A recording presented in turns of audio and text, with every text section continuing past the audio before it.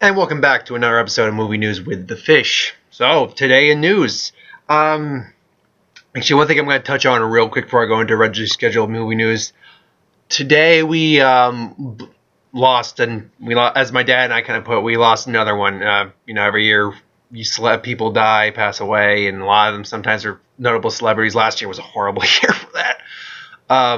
And first, we lost Leonard Nemoy today, age 83. He checked into the hospital yesterday due to he was having some, I think, health issues. Obviously he's having health issues. I can't remember the exact reason for it. It might have been heart concerns or breathing issues. But he passed away at his home today at age 83. And there's not much you can say on that. It's sad. He was Spock. He directed Three Men and the Baby also, He wasn't just Spock. He was, a very talented man. Stuff did Bilbo Baggins. Bilbo Baggins always said, "There's a man in a place called the Shire. There's a funny little hobbit that we all admire. Oh, Bilbo Baggins. He's only 4 feet tall." Sorry about that. And the phone rings. But he's like, "Shut up! What you saying? You suck." Yeah, but of course we all know. He's Spock. He's an icon of Hollywood and sci-fi and everything like that. But he's just such a kind, grounded man too. He never thought of himself as a celebrity. He always just thought of himself as, "Hey, I can't believe you want to talk to me," kind of guy. He respected and appreciated every one of his fans so much, and we will miss him. Live long and prosper, man. So, going into just regularly scheduled movie news, I'm actually commenting on something today that I didn't expect to comment on. I actually just read the article today. So Chris Hemsworth came out recently, actually in an interview with, I want to just double check the interview with it. Was an interview with, what? Come on, who was it with?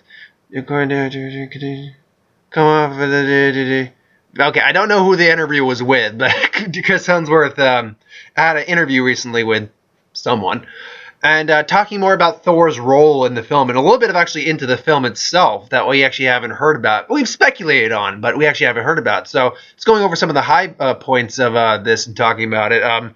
He talks about the growth of the character, how they have upped the ante from the first Avengers and leading in from Thor, the original Thor to Dark World, leading into this. That Thor is, relevant. All the stories are relevant what's going on in the world as far as the exponential growth and technology of artificial intelligence. And then you add the question of good versus evil in the AI world in Age of Ultron. And I am actually directly quoting this from this right now, so that's fascinating. He also says that it's amazing, apparently, how they were able to pull off bringing it's a tricky balance, as he says, to bring the Avengers back together for the reasons they bring them back together. And it makes sense, apparently, the reasons they are brought back together. There is a global threat. This time it's global. Last time it was technically global, but confined to a city. Now it's actually global. So that's interesting. I think that's fine. And then he talks about how his relationship with Loki, one of the central points, all good stuff.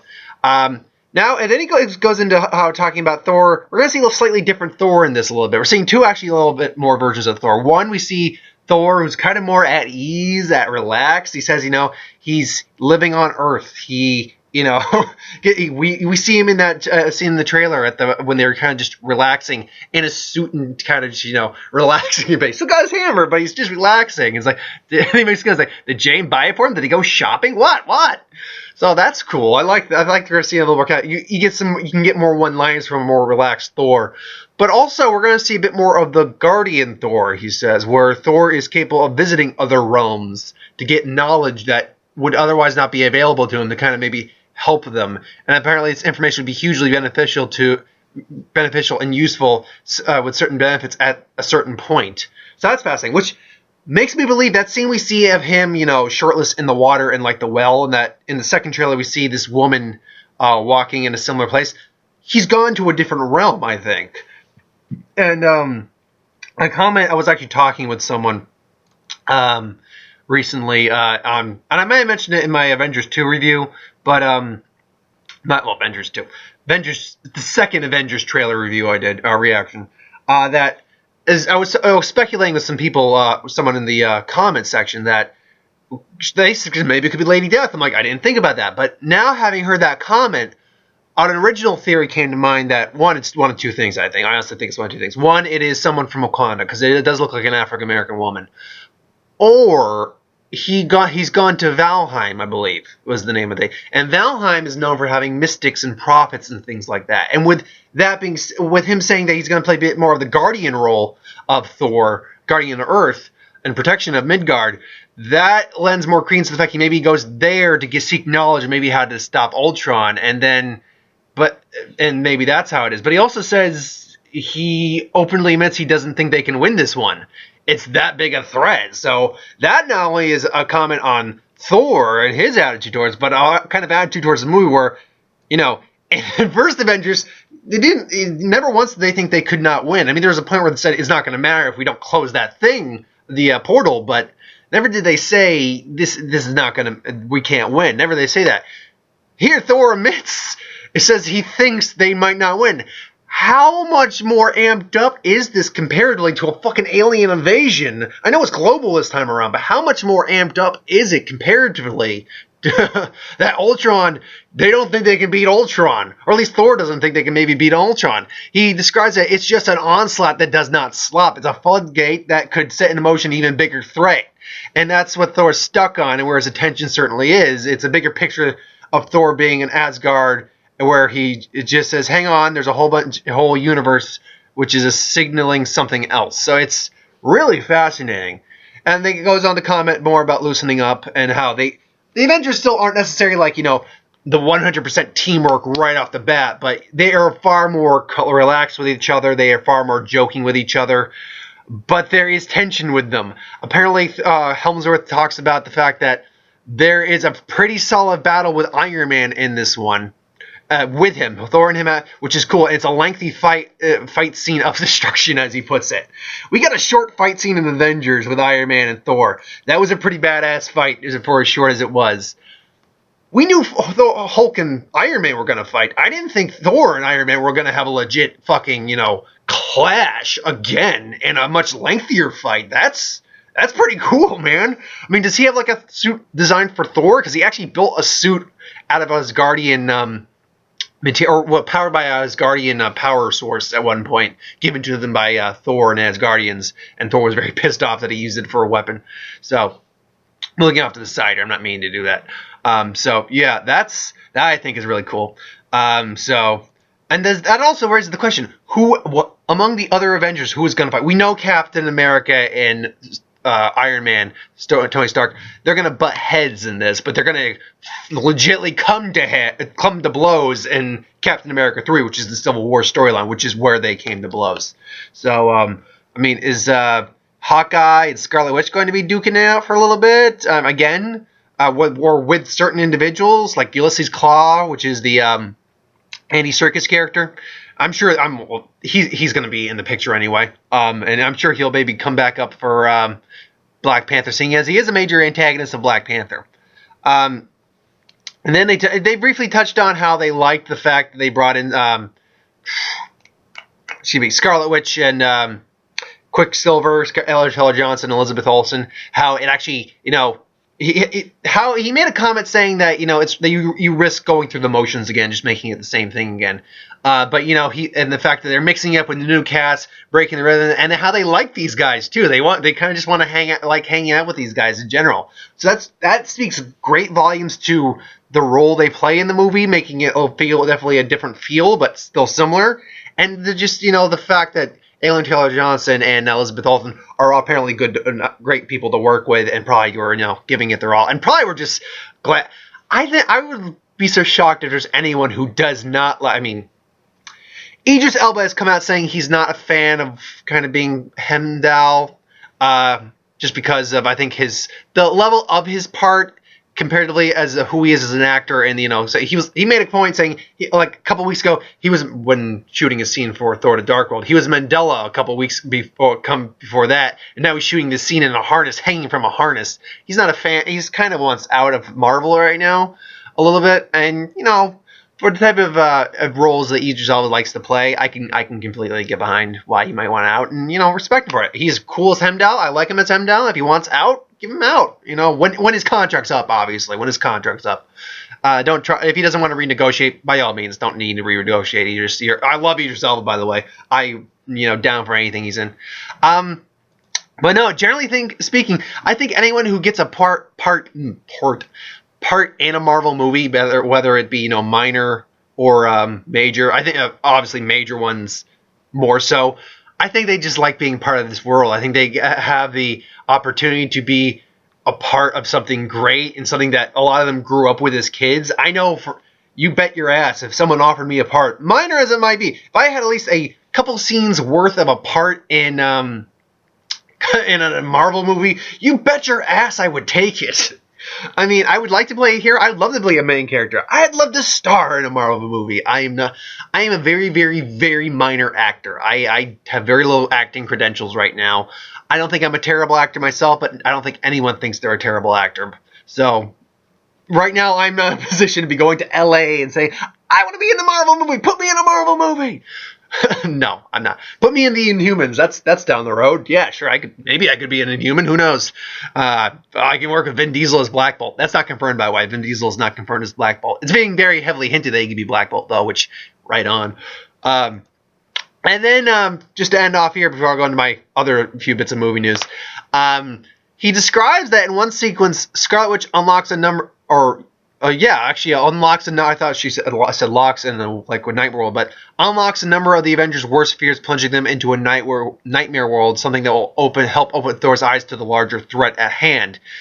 So that first off, that's a cool sequence, but that also speaks volumes to the opening scene that I actually heard about, where they're invading the Hydra base, and it lends credence to the fact that apart from the Asgardians like Loki and Frida,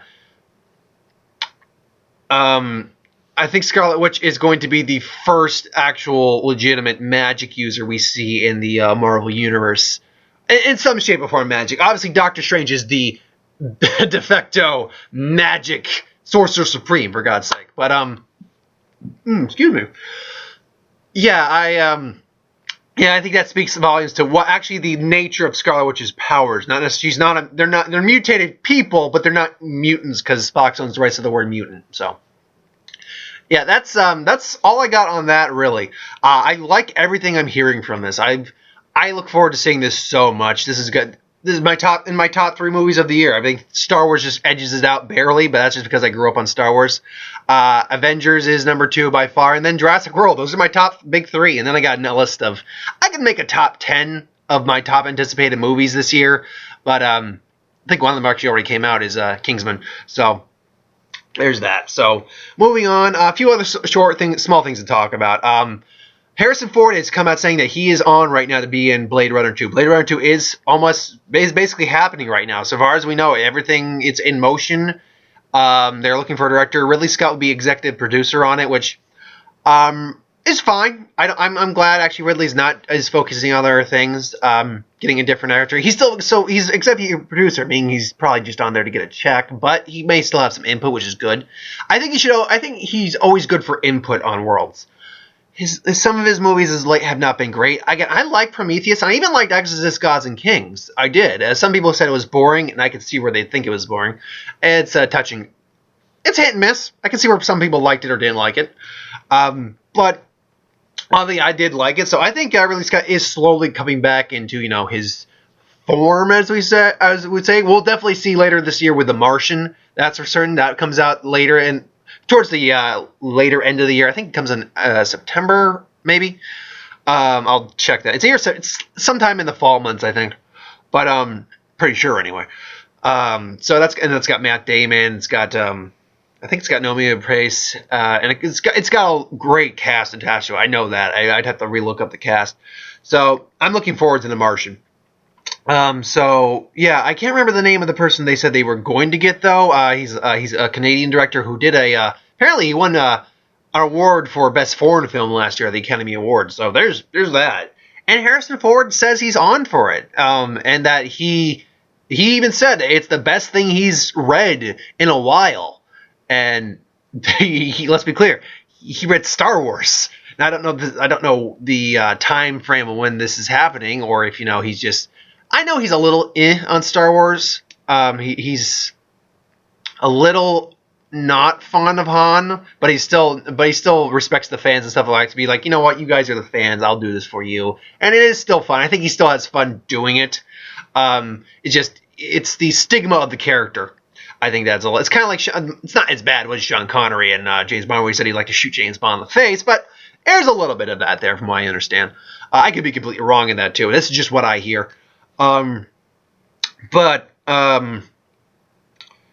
he said it's like one of the best things he's read in a long time, which speaks great for the script, I hope, because Harrison Ford is I don't think he's a hard guy to work with, honestly. He's just got an interesting viewpoint of how things should, I think, work, and it'll be interesting because Harrison Ford's in his 70s now, which means he'll probably be in his 70s as this mid-70s while this is being made, like 75. I think he's 73 now, and he looks decent. He looks pretty good for a 73-year-old. You're doing good, Harrison. You're looking good.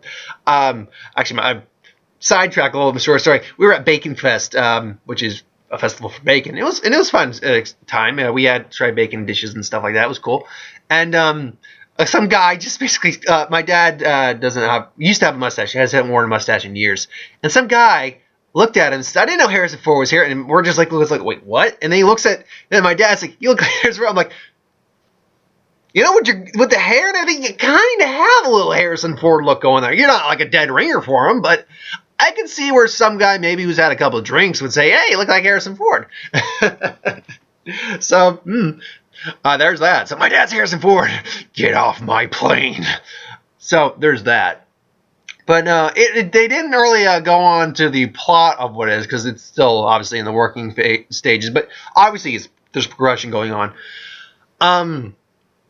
He did. I'm curious on what the story will be, because obviously the replicant I can't remember the woman replicant he ends up kind of getting with, his name was, but she's clearly not in the picture anymore, because this is taking place years after the original, which was already taking place in an apocalyptic world. So there's that. And if anyone's seen the movie, you know what I'm talking about when I say this. There's that hint at the end that he too was a replicant. Like, he was not actually human. So I'm not quite sure on that. I guess if that's the case, either is human, or there was something about his genetic programming, we'll call it. They were essentially like genetically engineered people. His genetic coding that was different, that allowed him to survive for longer. I don't know, because I always do like that whole is he or is he not thing. I think that's one of the few things about a sequel which I would not like, unless they do explain if he is or is not. Because if he is basically a replicant, how has he been alive for this long? That's something I like. That's a good way to say it. But if he's not, then it just says fuck you to the ending. Then it does actually say fuck you to the ending a little bit, because the beauty of the ending is the fact you don't know. So yeah, I don't know. I'd still be digging a Blade Runner sticker. I do love Blade Runner. Blade Runner's a great movie, especially that ending monologue. I'm forgetting a lot of these actors' names, and I apologize. But the replicants, the main bad guy replicant, his name, him. You know, that last monologue he gives about, time to die, basically. I'm like, that's one of those great, just like, last dying words speeches kind of. That's one of those top. Maybe if I do, whenever I start doing top fives again, maybe I'll put like my top 5 best last words of a dying character, and that would probably be in there, because that is one of my favorite. It's like, I have seen things no man has. I have walked near the surface of the sun. Time to die. Just great. That's great dialogue. It gets me pumped up when I think about it. I love that. Just love it. Last bit of touch. I did mention all this in my focus review that a little more insight into Suicide Squad is that Viola Davis, who if you watch How to Get Away with Murder, she's the lead, one of the leads on How to Get Away with Murder. She's the one teaching them. She's actually signed on to be Amanda Waller, the one who recruits the Suicide Squad, and I think she's a good actress. She's an attractive woman. She's got that kind of dominating appeal to her, where she's got that authoritative. That was the word I was looking for. She's got that authoritative presence to her that I like. That I think Amanda Waller needs to carry with her. And yeah, I think she'll be great. I've only really seen her on How to Get Away with Murder, but she's great on that. And just you basically turn that tell me that character is Amanda Waller basically, and I will believe that. Because that woman commands freaking respect in that TV series. And then Margot Robbie has said that she's got a multi-contract deal with DC. She's going to appear in more Marvel movies, which, playing Harley Quinn with Ben Affleck as cast as Batman, solo Batman outings, yeah, that was pretty much guaranteed. But it's great to hear that she's actually got a multi-contract deal. Now I just need to know if Jared Leto's got a multi-contract deal. Pretty sure he does. I'm pretty sure any one of these guys has a multi-contract deal. Because they're not making the same mistake Marvel made with Robert Downey Jr. And that Marvel had to learn that from that mistake with Robert Downey Jr. Because Marvel Downey Jr., his contract was up. You've all probably heard this, but his contract was up with Marvel after Avengers, the first Avengers. So they had to renegotiate for Iron Man 3, Avengers 2 and 3. And now it's renegotiate again for Captain America Civil War. And probably more Marvel movies down the road. He's going to be doing more work for Marvel. Because he appreciates what Marvel's done for him. He does. But he was also in a very rare position where he had Marvel. Robert Downey Jr. was just like, you want me back? Let's talk some figures. It's like, and they're just like, we can't recast him. We can't do it right now. Damn him. Just write the check. Thank you. I don't want to say it was like that kind of like, stuck up, I own you. But he knew the position he was in. It was one of those rare moments where the actor really actually had the studio in his position. So, yeah. That's all I got. Thanks for watching. I hope you enjoyed. Like, comment, share, and subscribe. As always, if you want us to review something, put it in the comments below. Let us know. We'll get to it at some point. So next week I'm going to be seeing Chappie. That should be fun. And so I wouldn't say that's not in my top 10. That's not in my top 10 this year. But it's one I look forward to. In the month of March when there's not a lot of movies coming out that are like high profile. I mean, there's the Cinderella movie and there's Run All Night, the new Liam Neeson movie coming out this month, but or next month. We're almost at the end of this month, but next month. Coming out next month. So here's hoping. So see you next time.